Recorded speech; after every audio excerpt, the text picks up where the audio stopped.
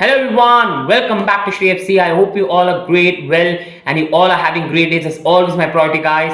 And please do the like and subscribe. I don't want to sound like a robot, I apologize, but it's important for the channel. Do the like, subscribe, hit the bell icon so you're aware of the next video coming up. And also, even if you find it garbage, what this guy is saying, it will still help the channel. And if you like the content, do it, guys. It means a lot. So now I'm going to discuss today my Premier League prediction because I've waited so long to do this. But now, after seeing all the teams, I think it's right time to do that. So I'm going to discuss on top of the table, title winners, relegation candidates, so many stuff. So do let me know in the comment if you agree with me, disagree, and let me know your predictions.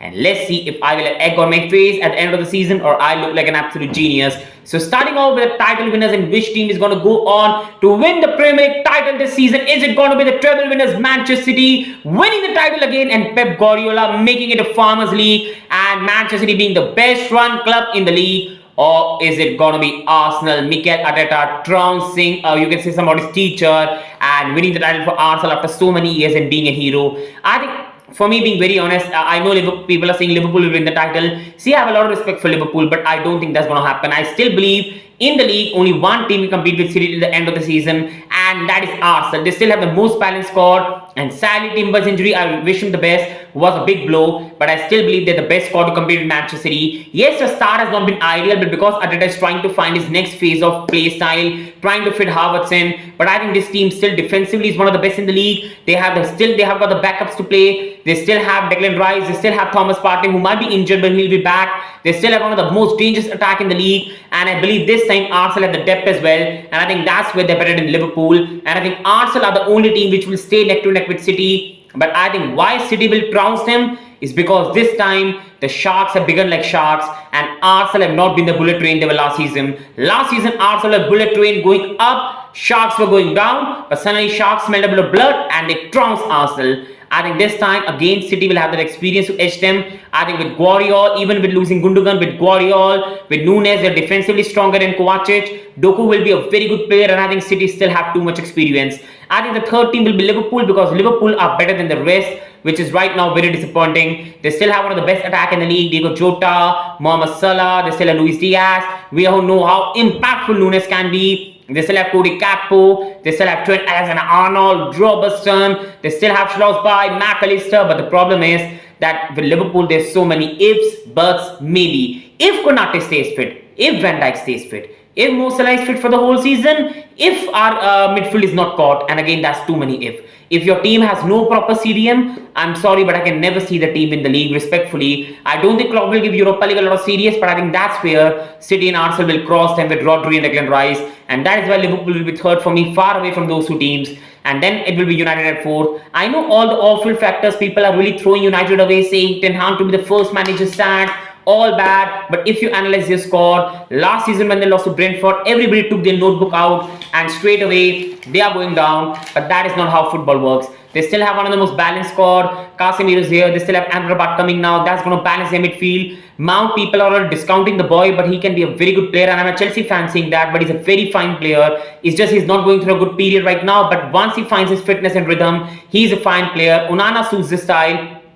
Haaland is such a good potential guy, such a young striker, and the guy, even if he does a half decent job, is better than Anthony Martial any day of the week. And they have a proper striker now. They have Marcus Rashford there, and I think that if they can shift Mount to the right, Rashi at the left, Bruno in middle, Haaland up top with Casemiro, Amrabat, they can cook something up. Varane injury is a concern, no doubt, but Lindelof can do a half decent job. And again, the competition is not good, and that brings me to 5th, 6th, 7th. And I think it's between Newcastle, Tottenham and Chelsea. But which team will take which position? With Chelsea, it's all chaos. We just can't score a goal.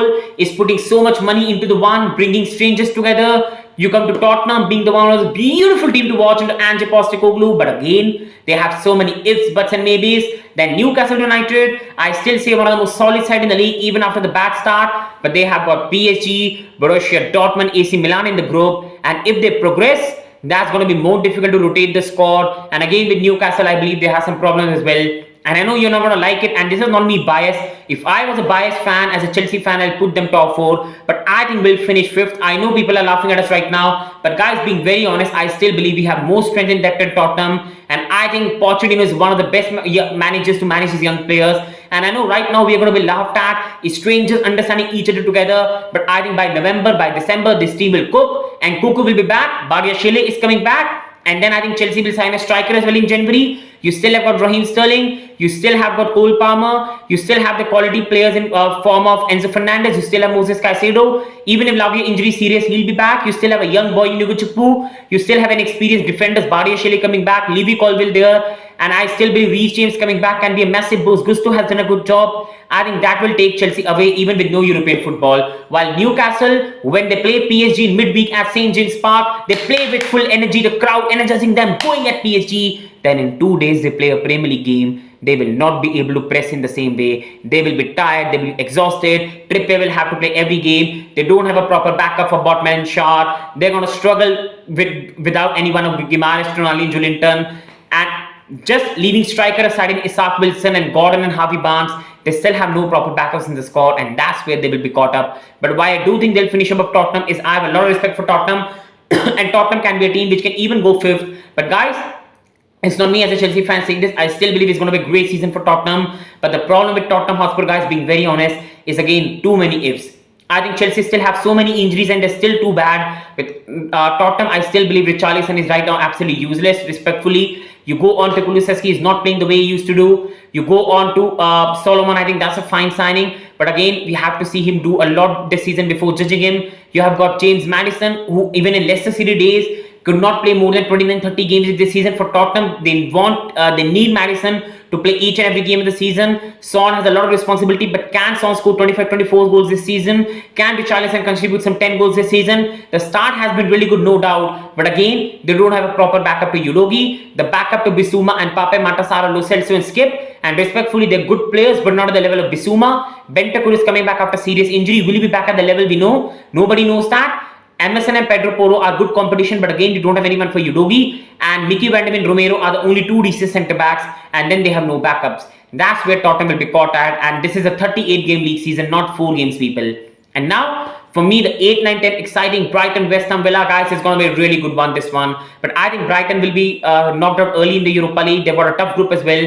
And I think they're going to cook in the Premier League with the good football they've got. With West Ham United, the football is not sustainable. They are trying to play counter-attacking football the David Moyes way. But they're going to beat the big teams. But they're going to give the points to the teams they should be beating. The problem is, when they play the Wolves, the Evertons, they cannot sit back. And I don't think West Ham are a team right now built to play possession football. And I think that's where they'll be caught at. And then they also have European commitments.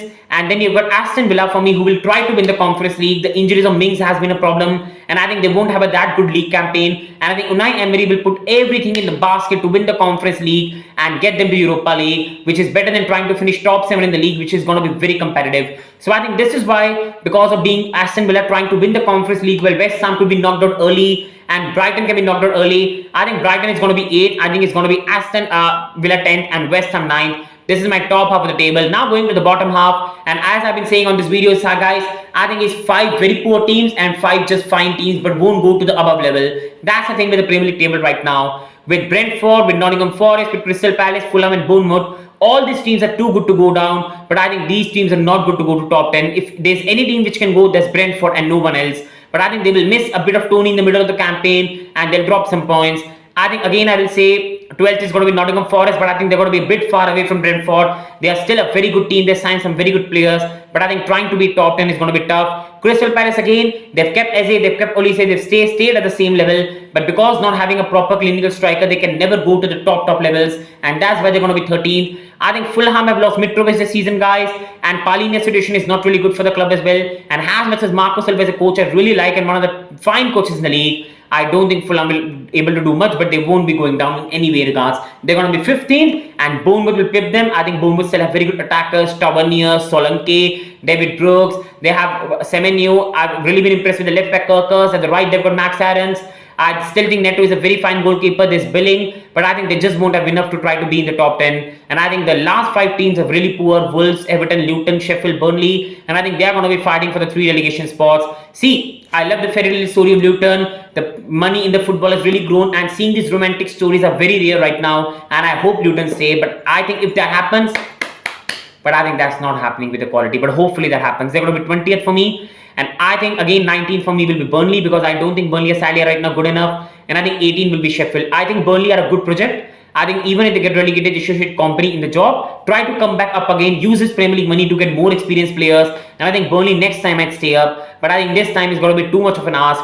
I think Sheffield will do better than Luton and they'll do better than Burnley. But I think the Premier League experience in Wolves and Everton will get them through. And I think Wolves is going to be 16th and Everton 17th and Sheffield 18th for me. And why I think Everton will survive? I think they don't need more than 32 points to survive this season. I don't think Luton, Sheffield, Burnley will get above 30. And I think with midfield of Guy, Onana, Doucouré, experience of Dwight McNeil, manager Sean Dyche, they still have a good defensive Tarkowski and Brentford. And they still have found the fine keeper in the league in Jordan Pickford, who gets laughed at, but he's a very fine goalkeeper. I think Everton have enough. And Wolves have no goal scorer, but they still have quality players like Pedro Neto. Fabio Silva can do a job in the front, Kuna. And defensively, they are a very good side. And I still believe with Semedo, with players like Kilman, with Jose Sa. I still think in the midfield, they still have a good balance and they'll survive in the league. That's my prediction. In the comment, do let me know your prediction. And if you disagree, respectfully let me know. Thank you, goodbye, and wishing you all the best, and hopefully you all have a great day. Thank you, big up to you all. Please like and subscribe. Thank you.